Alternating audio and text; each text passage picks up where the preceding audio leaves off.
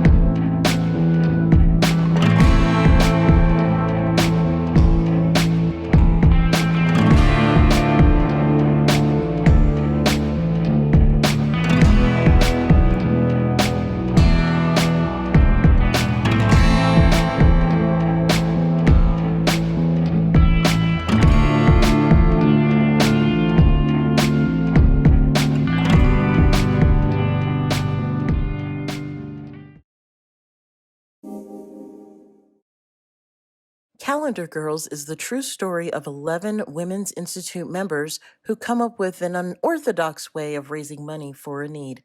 The play celebrates the beauty and maturity of women of a certain age and teaches us that age is just a number and that the confidence to express yourself and refuse to be invisible never goes out of style. Tonight we have Carolyn Hogan and Stephanie Jones from the production to tell us more. Carolyn and Stephanie, thank you so much for joining me today. I am so excited about your new production, Calendar Girls. So I want to start by asking, what was it about this production that caught the Adobe's eye? I think there are two main reasons. This is such a lovely, lovely script. It's funny. It's heartwarming, it's touching, and it's based on a true story. So it really says something to the world about what women can do. But it also caught their attention because Albuquerque's blessed to have so many mature, older actors and actresses who have lots of experience and so much talent. But the number of parts available for people over a certain age are limited. This script not only highlights people who are older, but it celebrates maturity. Wonderful. And that was something that the Adobe wanted to open up to the actors who are looking for parts, but also to the community to share that feeling with them. Well, let's talk about your characters in the show. Stephanie, let's start with you. Tell us about your character. Well, I play Chris, who is the rabble-rouser of the group. We're in the Women's Institute in Naples, in the UK. Mm-hmm. So Chris is always making trouble and laughing, doing things behind the scenes, and she doesn't want to do this normal calendar that's going to happen. Yeah. And she wants to do something a little more creative. Wants to shake it up. She wants to shake it up a little bit to raise money for one of the women has lost her husband. And so we want to raise money to bring a settee into the hospital. Wow. And so we have this idea to do this pretty radical calendar. And my character just has a lot of fun. She's just so excited. She just wants to, experience life and break out of the conventional confines of this Women's Institute. So she's fun. She's the fun. Carolyn, tell us about your character. My character is Celia, and she's fairly new to the community. She's not a small town girl. She's a big city girl. Mm-hmm. She comes into this group. She doesn't make jam. She doesn't bake cakes. She doesn't arrange flowers. She plays golf, and she drinks, and she shops, and she drives a Porsche. Oh, wow. So she doesn't really fit into the group, but she wants to fit into the group. Yeah. And the thing I like about Celia so much is that she doesn't fit the mold of the women in this little village and sometimes becomes the butt of a joke. But instead of being upset by it, she grabs onto it. She goes along with it and she has fun with it. At the end of the show, though, every one of the characters in this has a moment where they have a monologue that sort of tells us why they act the way they are, what made them become who they were. And those are eye-opening and heartwarming and really very touching. Where did you draw inspiration? Because, honestly, I almost feel like your character did that word. But I was typecast. Where did you draw your inspiration to connect with your characters?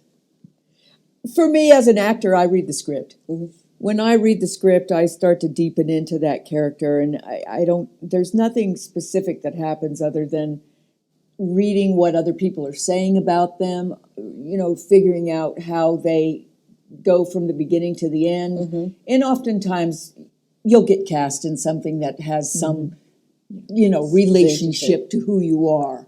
And you can you draw from that. That's what's so fun about being an actor is you get to do 300 different people in the course of your lifetime, exactly. And you've got them all inside of you. We all do. The fun thing about it is this play has 7 main female characters and then several other characters that feed into it. But the 7 of us, as we are working together, we may have certain parts of our own personality that we're bringing into the character, but the other ones are tapping into something they see in us and pulling different aspects of that character out that I know I'm always surprised by some of the things I do. But it's natural when you're working with a tight cast who back up each other. So let's talk about the cast. I want to ask the camaraderie. How has it been working? 7 different vibes going on that stage. What's it been like working with the cast? It's a great ensemble cast. Everybody is super engaged. Everybody is really conscious, really awake, really present, giving a lot of different collaborative ideas. Right. We all are really blessed to be in it. We feel like it's a benefit because also it's very challenging. This play is challenging for women of our age because we're not going to do a spoiler alert, but there's a big reveal, and it's a challenge, and everybody is really taking that on and having a super fun time with it. Wow. and we're enjoying each other.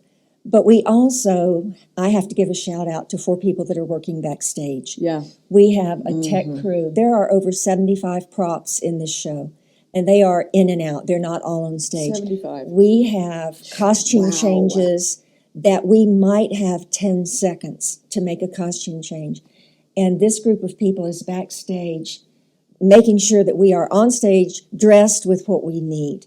And everyone is in it for the group effort, not for themselves. And that helps because of our director, Nancy, who creates an atmosphere of collaboration. Oh, that's wonderful. You know, we've got a strong leader, but we all know that we have a voice. So that's a nice balance. Right. Well, what do you want the audience to leave feeling once they walk out of that theater after seeing the show? Empowered and free. Empowered and free to be themselves, to be creative, to go outside the box, to follow their heart when they have an idea, and to know anything's possible, No matter what their age. no matter what their age. One of the characters in her monologue talks about one of the saddest things is when the people who have the least amount of time left on earth do nothing with it. And this shows people that keep going, keep moving, keep embracing and enjoying. And have a good time at this show while you're at it, because it is a very fun show. It's interesting that you say that about age too, Carolyn, because I think we can expand that into no matter who you are, like whatever your limitation, whatever you think your limitation is, it doesn't need to be. Right. Right? Right. That is an amazing message. So where can people find out more about the show and where to buy tickets? Well, The adobetheater.org is our website. You can go on to the website and look. We open on September 1st and we close September 30th. So we have Friday night, Saturday night shows and Sunday afternoon matinees. But there's also a Saturday matinee and a Thursday evening show thrown in. Wonderful. Tickets are selling pretty fast, so I would advise people to go ahead and get a ticket online instead of waiting and showing up at the door, because there might not be a seat when you get there. Good advice, because everybody likes to wait last minute. Don't That's do that. Don't do it. Well, ladies, thank you so much for coming in tonight, talking about the show, and just bring a very positive message to the stage. Thank you for having us. thank you so much. We'll be back. Victor Saénz discovered the love of art as a child. Working primarily with watercolors, pencils, and oils, Saénz doesn't stay confined in one form and enjoys soaking up all the knowledge he can learn in his field. We talk about his beginnings, his new position, and his life as a New Mexico artist. Victor, thank you for joining me tonight. We are talking art. This is what our issue is for this month, so I'm glad to have you. Thank you, Ms. Reese. It's my pleasure to be here. Great. So we're going to start with how it began. Was art a childhood love for you, or was it something that you grew into? It started when I was a little kid. I mean, I was little and I was always doodling. And my first memory was drawing things under my mom's coffee table in the living room until she found out, got a little bit mad on that one. And then it was just downhill from there. No, Do you remember the first things you started drawing? What was? Dinosaurs. I mean, I was your typical little boy. Dinosaurs, airplanes, volcanoes, weird stuff. Really, really interesting things when I was a child. I'm sure there's a whole psychological profile you can do for that. And what has it grown into now? What are you feeling when it comes to your artwork? Well, that's been a really fun journey and genesis, you might say. Going through school and looking at other artists, it's really morphed, and it really comes down to now what I feel. You know,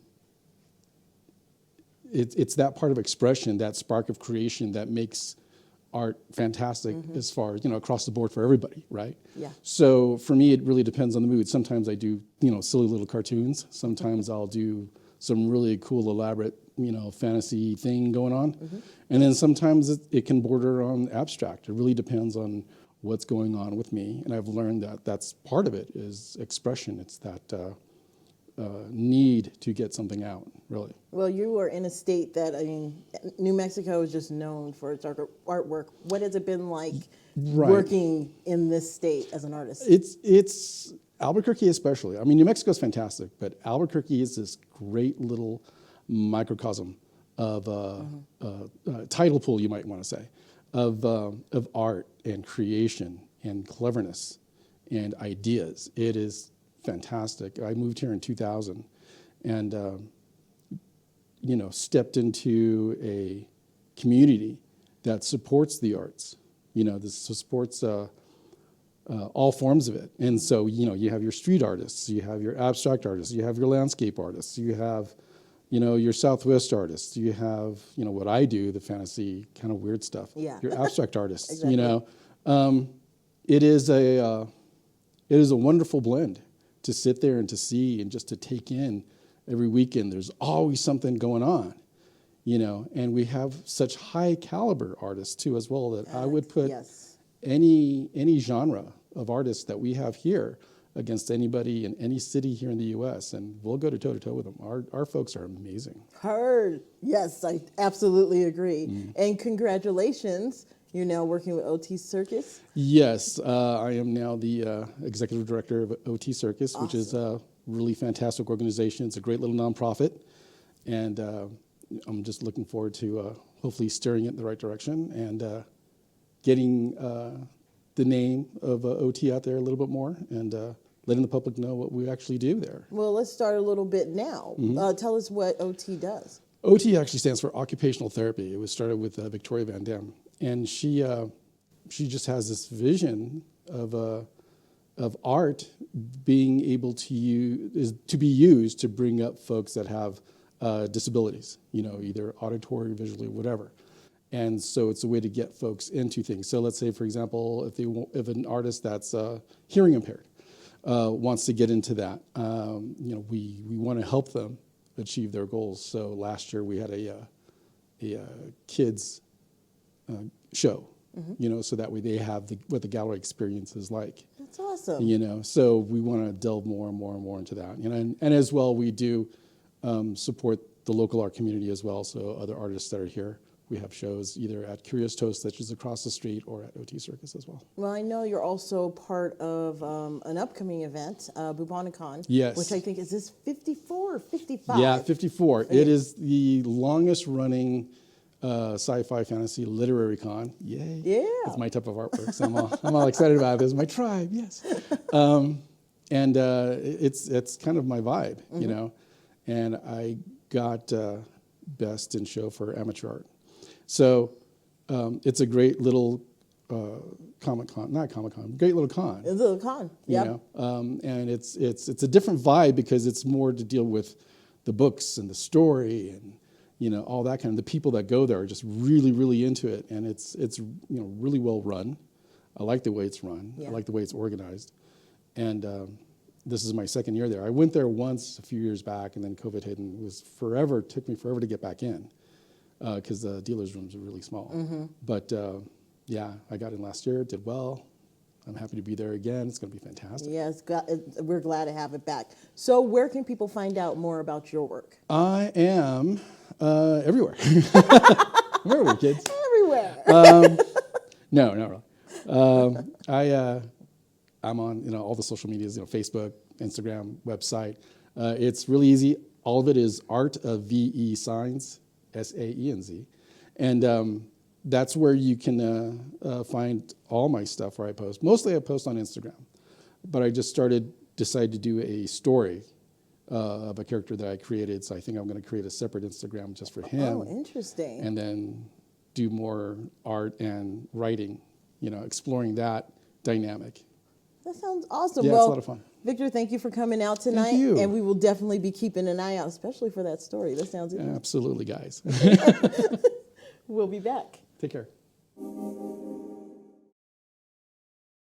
This is your New Mexico Entertainment in 60.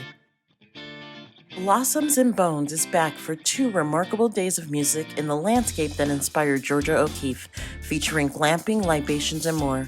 Blossoms and Bones takes place on August 25th through the 26th at the Ghost Ranch Education and Retreat Center in Abiquiu. The Sunfire Festival is a galactic-inspired and indigenous-infused event. Enjoy 3 days of live music, vendors, and a like-hearted community. The event takes place on August 25th through the 28th at Tico Time River Resort in Aztec. The Mountain West Brew Fest features craft beers, wines, and spirits. Enjoy a day of live music, food, and fun. The Mountain West Brew Fest happens on August 26th at Loretta Park in Bernalillo. This has been your New Mexico Entertainment in 60. For more events and entertainment, visit nmentertains.com. Thank you for joining us for this month's episode of New Mexico Entertainment Television, where you continue to be in the know. Join us next month as we cover topics from our September issue, which is our music issue. Have a good night. For more events and entertainment, visit nmentertains.com.